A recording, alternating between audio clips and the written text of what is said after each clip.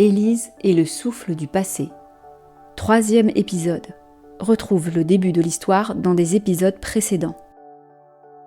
L'aventure qui va suivre est une histoire de fantaisie jeunesse adaptée aux enfants à partir de 9 ans environ. Le bureau d'Agathe était baigné de la lumière jaune du soir. Des papiers étaient empilés en colonnes instables et un chat spectral dormait dans une corbeille d'herbes séchées. « Tu es venue pour des réponses », dit Agathe sans se retourner. « J'ai besoin de comprendre ce que mon père faisait vraiment. Tu as dit qu'il travaillait pour le ministère des Souvenirs, mais quel genre de souvenirs manipulait-il exactement ?» Agathe prit son temps avant de répondre. Il faisait partie des gardiens de mémoire, une section discrète mais essentielle. Elias avait un don rare. Il ne se contentait pas d'effacer. Il savait tisser de nouveaux souvenirs en les intégrant parfaitement. Il aidait les non-sorciers à oublier la magie, mais parfois, il intervenait dans des cas plus complexes. Elle marqua une pause, puis reprit. Elina était l'un de ces cas. C'était une enfant, dit Élise. Oui, une enfant sorcière. Elle a vu ses parents se faire tuer sous ses yeux, d'un sort interdit. Elle s'est enfermée dans le silence. Son esprit s'est fermé.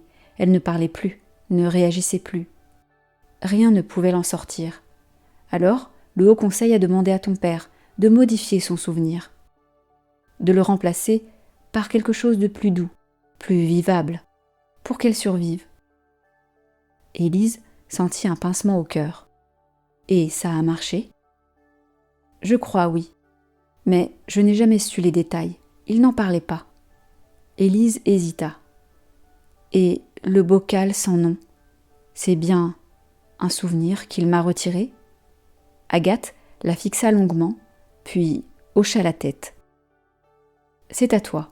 Il te l'a enlevé quand tu étais très jeune. Il a même effacé son propre nom de la mémoire du bocal, pour que tu ne puisses jamais le retrouver, par sécurité. Il ne voulait pas que je sache. Non, il voulait te protéger. Tu me déconseilles de l'ouvrir, n'est-ce pas ? Un silence lourd s'installa. Oui, Élise, parce qu'une fois que tu l'auras fait, tu ne pourras plus revenir en arrière. Mais c'était trop tard. Cette nuit-là, Élise retourna seule dans la salle des bocaux. Le silence y était profond, presque solennel. Le bocal sans nom flottait exactement là où elle l'avait vu, comme s'il l'attendait. Elle tendit la main. La magie s'élança à sa rencontre. L'énergie fut plus violente qu'avec Elina. Elle vacilla, mais tint bon, et la mémoire entra en elle. Un couloir sombre, une porte entr'ouverte, un bureau éclairé d'une lanterne vacillante. Elle se vit, toute petite, 2 ans à peine, recroquevillée derrière la porte. Dans la pièce, Elias, son père, parlait à voix basse à un homme vêtu d'une robe ornée du sceau du Haut Conseil. Je l'ai vu dans l'esprit de l'enfant. Ce n'était pas un hasard. C'est un membre du Conseil qui a fait ça. Tu n'aurais pas dû regarder trop profondément, Elias, répondit l'homme. Puis, il leva sa baguette. Un sort, vert, silencieux. Elias chancela, comme si sa silhouette avait perdu un peu de netteté.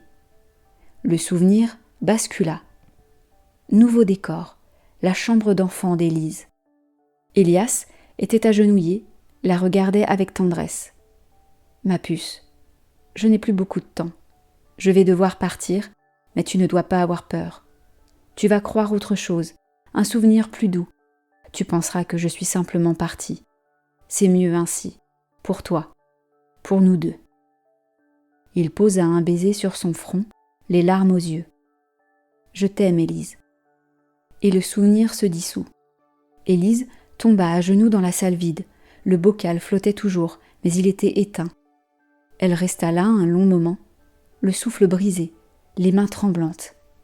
Elle savait maintenant. Son père n'était pas parti. Il avait disparu, peu à peu, victime d'un sort destiné à l'effacer. Et il l'avait protégée une dernière fois, au prix de sa propre mémoire. Elle se releva lentement, le cœur battant.